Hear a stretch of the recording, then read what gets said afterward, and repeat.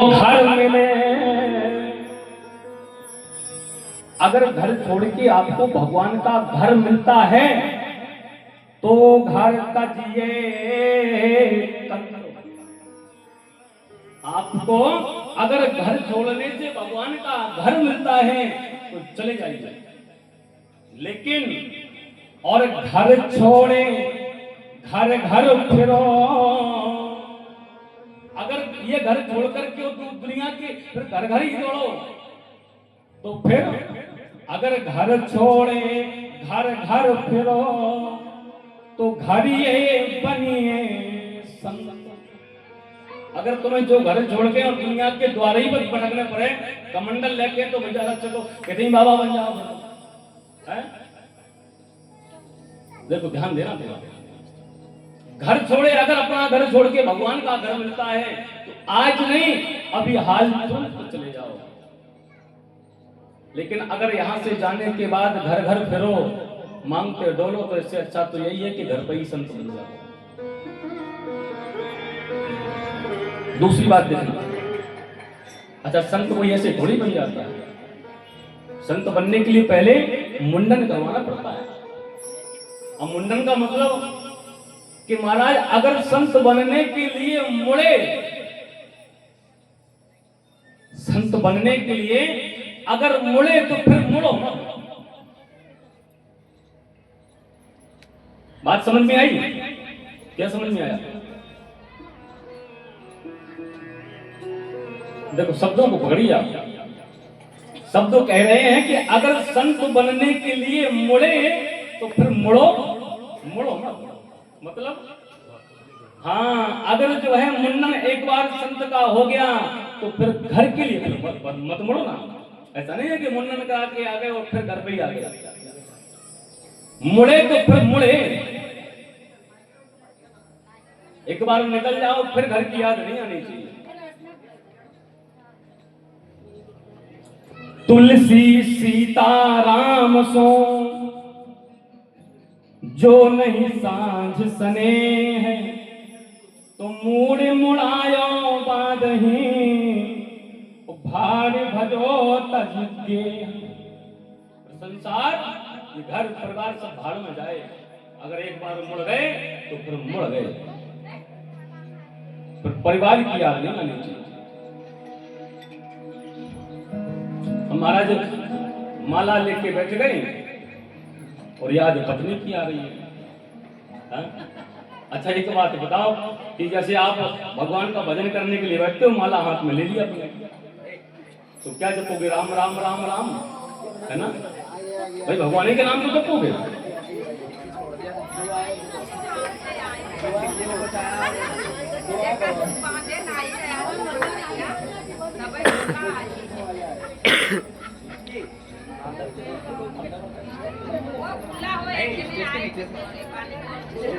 हरिलाल।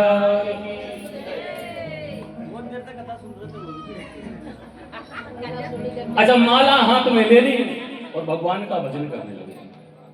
भजन करते करते जैसी आंख बंद हुई पत्नी की याद आ गई। अच्छा पत्नी की याद आई तो क्या पत्नी के लिए माला लेके बैठे थे? नहीं बैठे थे ना। अच्छा जिनको याद करने के लिए बैठे उनकी याद नहीं आ रही है, और जिनको याद नहीं कर रहे उनकी याद आ रही है। मतलब क्या है? समझ लेना कि हम अभी भगवान के लिए बने नहीं, क्योंकि हमने भगवान को अपना माना नहीं है, अपनी पत्नी को ही अपना मान रखा है।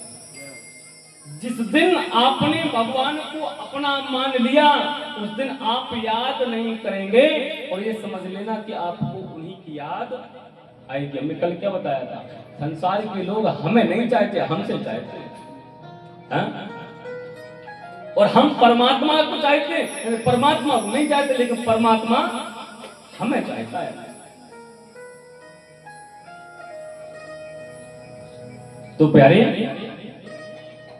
समझाया कि देखो बाबा बाबा मत बनो, और पहले संसार की सृष्टि की रचना करो, और सृष्टि की रचना करने के बाद गृहस्थाश्रम को भोगो। गृहस्थाश्रम के भोगने के बाद जब बच्चों का विवाह हो जाए, घर में बहू आ जाए, नाती पोता हो जाए, बाबा बन जाओ।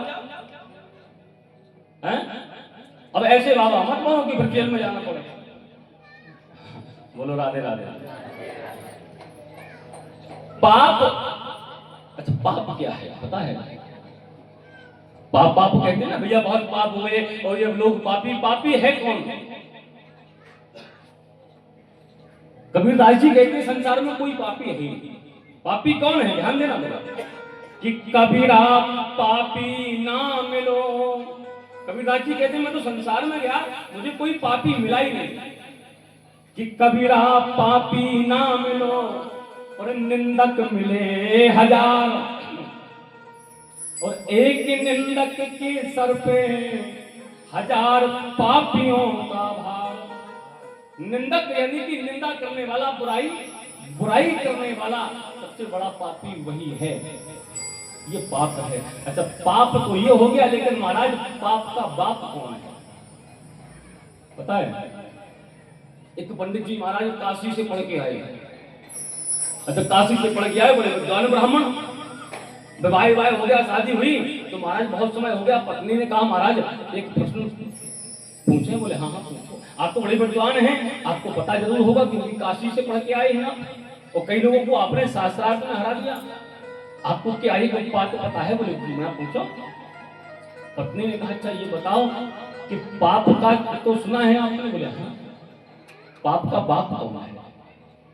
और बाप रे, पंडित जी ने देखा कि महाराज मैंने दुनिया के पोथी पत्रा पढ़ लिए, दुनिया के पुराण पढ़ लिए, लेकिन बाप का नाम पता नहीं है। अब तो पत्रा खोले, पुराण खोले, सब कुछ खोल के देख लिया, लेकिन बाप का नाम नहीं मिला। पत्नी ने कहा कि तो क्या खाक पढ़ करके आई? छोटी बात पता नहीं। अब तो पंडित जी ने समेटा अपने दंड कमंडल, वो बोले फिर से मैं जो है अब काशी जाऊंगा, फिर पढ़ के आऊंगा। अच्छा पंडित जी चल दिए। रास्ते में एक वैश्या का मकान मिला। उस वैश्या ने पंडित जी को देखा। पर वैश्या का काम क्या है? तो वैसे नहा धोकर रहो, सज धज कर बैठ जाना। तो सज धज करके बैठी और पंडित जी को देखा। पंडित जी कहा पंडित जी कहाँ जा रहे हैं? बोले हम तो काशी पढ़ने के लिए जा रहे हैं। अरे बोले अभी पढ़ के आए फिर पढ़ने? बोले एक प्रश्न है, हमारी पत्नी ने हमसे पूछा, हम बता नहीं पाए। बोले महाराज शायद ये प्रश्न हमें भी बता दो, शायद हमें पता हो। पंडित जी कहते अरे बावली, हमने दुनिया के ग्रंथ पढ़ लिए, दुनिया के पुराण पढ़ लिए, सब शास्त्र पढ़ लिए, वेदों का अध्ययन कर लिया, हमें पता नहीं, तुझे क्या पता होगा? लेकिन तब भी एक बार बता दो। अच्छा तो ये बताओ पाप के बाप का नाम क्या है? वैश्या बोली ये पता नहीं आपको? बोले नहीं। तो ये पता है? बोले हाँ मुझे पता है। तो बता। अब वैश्या ने कहा ऐसे नहीं बताऊंगा। फिर आप पहले मेरे घर के अंदर आओ, अंदर आओ। वैश्या ने सोचा, वैश्या ने बुलाया। पंडित जी ने सोचा कि भैया ये वैश्या, इसके घर के अंदर जाऊंगा तो मेरा धर्म भ्रष्ट हो जाएगा। अब धर्म भ्रष्ट करने के लिए मैं एक प्रश्न का उत्तर लेने के लिए थोड़ी जाऊंगा। तो पंडित जी ने तो मना कर दिया कि हम नहीं जाएंगे। पंडित जी ने मना कर दिया हम नहीं जाएंगे। तो वैश्या ने कहा एक काम करो, आप अंदर जाओ, आ जाओ, और एक जो है हम आपको एक सोने का सिक्का देंगे। पंडित जी ने चारों तरफ देखा, बोले कोई देख थोड़ी रहा है। अच्छा प्रश्न का उत्तर भी मिल रहा है और एक सोने का सिक्का भी मिल रहा है, जाने में क्या अर्थ है? पंडित जी अंदर घुस गए। बोले बैठो। तो पंडित जी बैठो। बोले लाओ प्रश्न का उत्तर दो। 500 एक सोने का सिक्का। बोले ऐसे नहीं महाराज, आपको एक काम करना पड़ेगा। बोले क्या? आप जो है हमारे यहाँ भोजन पाए। बोले हम अपना धर्म भ्रष्ट नहीं करेंगे। तो उसने कहा महाराज 5 सोने के सिक्का देंगे हम आपको, भोजन कर लो। अब पंडित जी ने सोचा कि भीतर जाते तो हमें किसी ने देखा है नहीं, भोजन भी कर लेंगे तो कौन देख रहा है? और हाँ बनाओ। अब उसने भैया भोजन बनाया, भोजन लेकर के परोस करके आई। बोले पंडित जी खाओ। पंडित जी जैसे आगे बड़े, बोले अभी नहीं, आपको हमारे हाथ से खाना पड़ेगा। अरे बोले तेरे हाथ से क्यों खाएं? बोले महाराज हम जो है 20 सोने के सिक्का देंगे, अपने हाथ से खिलाएंगे। पंडित जी ने सोचे जब इसके हाथ से ही भोजन होना है और इसके हाथ का ही भोजन हम पा रहे हैं, इसके हाथ से खाने में क्या जाता है? आज जो है जैसे ही उस वैश्या ने एक निवाला तोड़ा और जैसे ही खिलाने के लिए तैयार हुई, पंडित जी ने मुंह खोला, वैश्या ने एक थप्पड़ मार दिया। बड़ा ये क्या कर रही है? बोले महाराज अभी पता नहीं चला पाप के बाप का नाम क्या है? बोले नहीं। बोले पाप के बाप का नाम है लोभ। ये लोभ ही तो है कि अपना धर्म भ्रष्ट करने के लिए अंदर जाना, अपने धर्म भ्रष्ट करके भोजन को खाना, ये लोभ ही तो है। और इससे ज्यादा कोई पाप हो नहीं सकता। तो पाप के बाप का नाम लोभ है। अच्छा, जो बुराई करते हैं ना सबसे ज्यादा पापी वही है, और करने वाला, सुनने वाला ज्यादा बड़ा पापी होता है। सुनने वाले कौन है? ये हमारे कानों को भी आदत पड़ गई बुराई सुनने की। दो माताएं